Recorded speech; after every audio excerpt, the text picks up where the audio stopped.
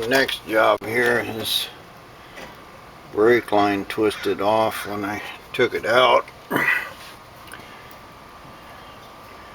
So I'm going to try to get that apart. And I've got some more brake line around here. And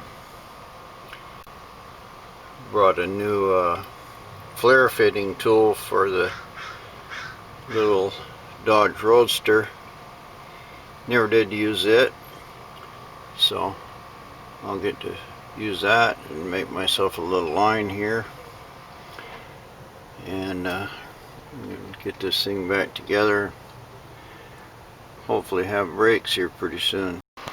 Well, it turned out that it's got a long end on it, kind of a male backwards flare, and this is regular double flare. And I couldn't find anything. I tried to get the auto parts store. I got this cleaned up. I got the nut partially loose. And what I was going to do is just get me a piece of brass. This almost fits it.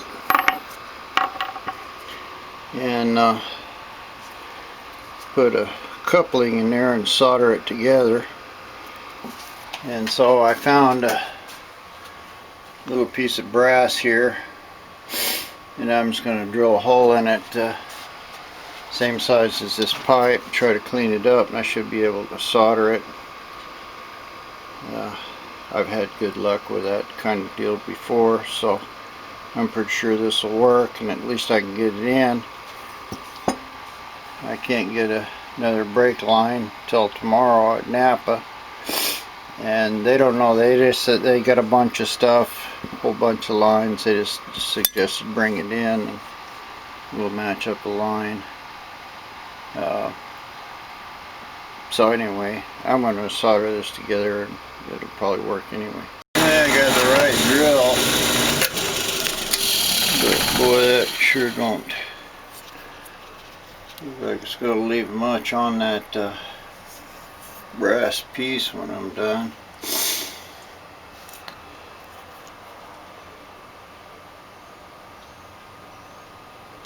And drill it in there a little farther and see. I turned a little brass bushing on the lathe and soldered it to the little piece of the fitting I had there.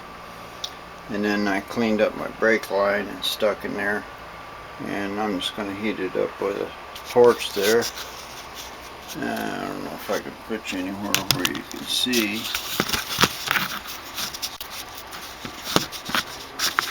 I don't really have a tripod. Then it ain't gonna work. It'll be right there.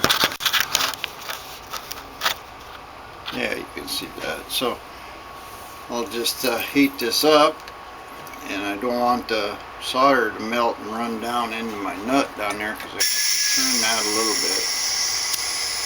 I've got this on a low flame. It still should be a little bit hot. Even more than that. And you should use acid for solder for something like this.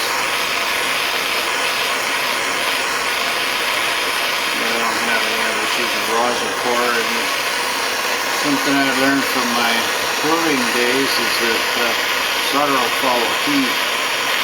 So I'm heating up one side here, almost right now.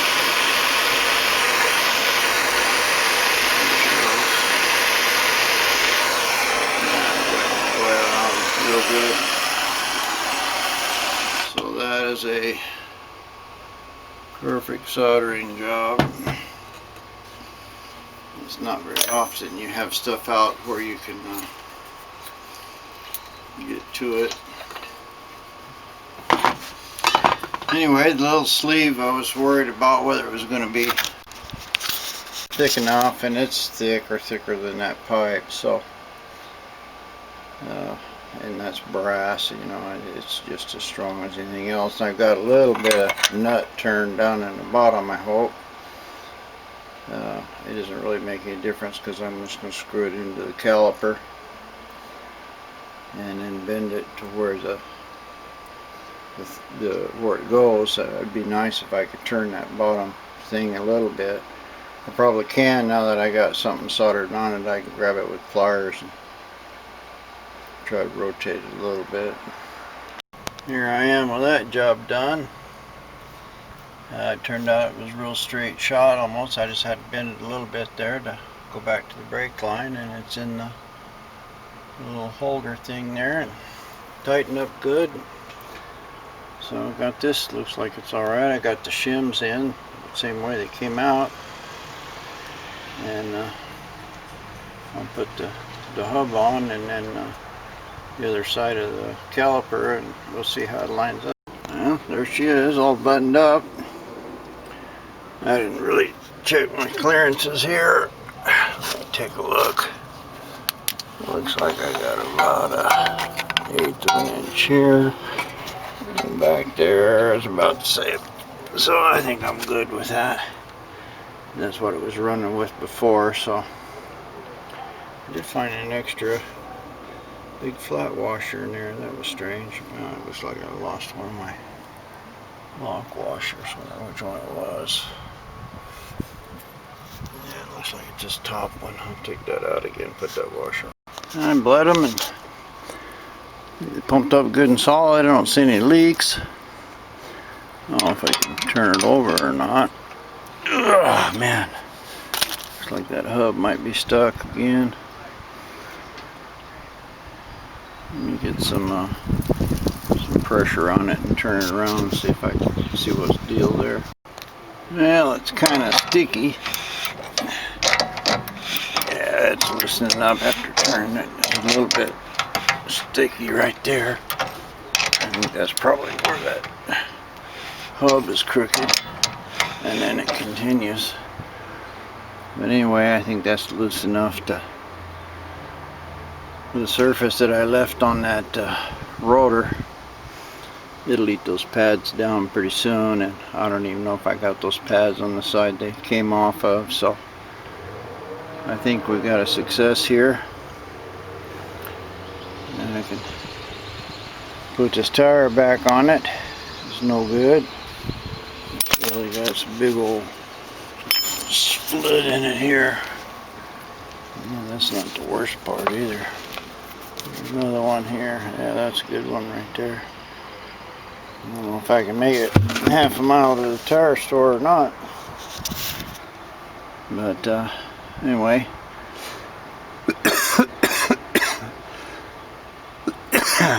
Put the wheel back on it. Give it a try. Yeah, I started to go test it, and I put a wheel cover on it, broke valve stem,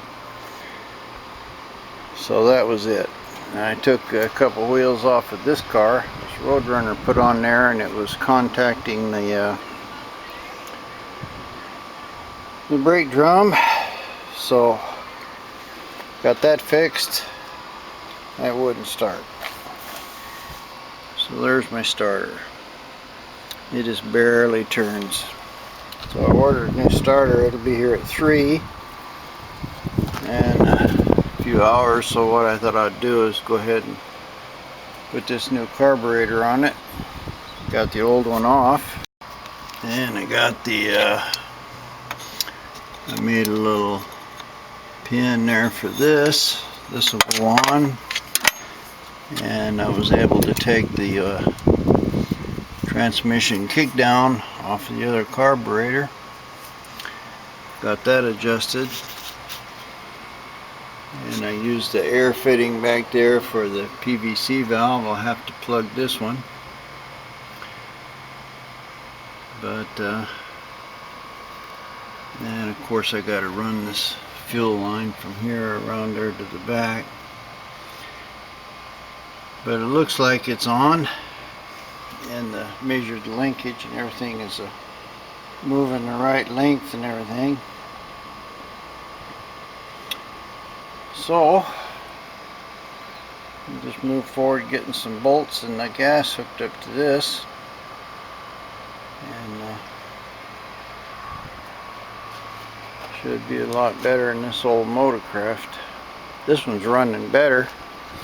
I put some seafoam in it. The accelerator pump still ain't working right. Anyway,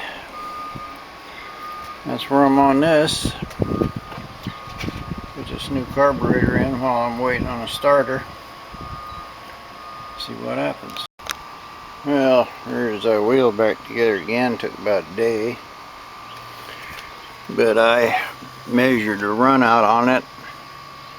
The disc was moving in and out about 30 thousandths, maybe a little more, so I marked it and turned it again in the lathe, and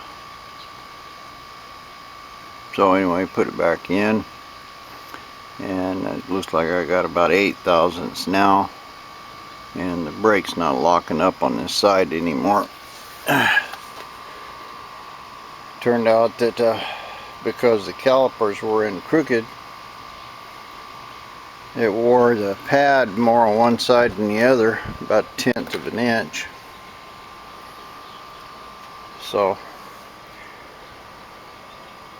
that might be part of the reason it's locking, so I ordered new pads. I was losing a lot of antifreeze there out of that heater hose. Look like it's still leaking a little bit, not as bad as it was. So I need to clean that up and put a good clamp on it when I get ready to put this back together. So now I got a new proportioning valve. I bored the old one out there on the back. Kind of expensive one, 60 bucks or something. But I use these 3/4 or 1/4 1/8 inch NPT pipe thread to 3/16 brake line, and on the car over there, the one that goes into it, so you don't put the valve in backwards, is a size up from that. 3/16. I guess that would be I don't know, 7/16, whatever the next size brake line is up here. So I gotta go get one more fitting here for this, and I can put this in, and hopefully be done with the rear brakes. They kind of lock up right now. I got way too much pressure because there's no proportioning valve in it at all. So this should slow it down a little, and let the front brakes work a little bit more like they should. Yeah, Helix adjustable proportioning valve, made in China. No instructions, couldn't get it to turn, but I was able to put it in vise and loosen it all up, and now it turns all right. You screw it in, reduces your pressure, screw it out, gives you more pressure. So that'll be just some place to try it on a wet road one of these days. Yeah. So now I gotta go to the store and see if I can find that brake line fitting, and crawl back under there and fix that.